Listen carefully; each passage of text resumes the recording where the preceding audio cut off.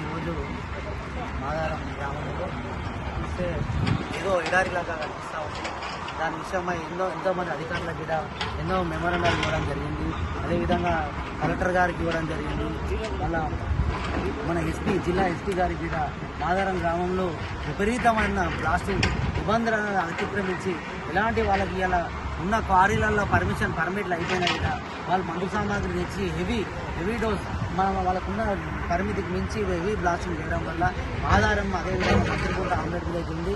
చాలా ఇప్పుడు మాదారం గ్రామంలో స్కూళ్ళు కానీ, మంత్రికుంట గ్రామంలో స్కూళ్ళు కానీ, మాదారంలో నివాసం ఉండే ఇళ్ళు చాలా ఇలా భయభ్రాంతులకు బతుకుతూ ఉన్నారు. వాళ్ళ ఇళ్లలో పైకప్పులు ఉడిపోవడం జరుగుతుంది. అదేవిధంగా గోడలన్నీ క్రాక్ కింది నుంచి ఇక్కడ స్టార్ట్ చేస్తే మళ్ళీ ఇంకా రిటర్న్ క్రాక్ వచ్చేసి పిల్లలు తల్లులు చాలా ఇబ్బంది ఎంతో గోస పడతా ఉన్నారు. అదేవిధంగా బాగా డస్ట్ పొల్యూషన్ వచ్చి ఎన్నో అనారోగ్య కారణాలతో చాలా మంది అవస్థలు పడుతున్నారు. కాబట్టి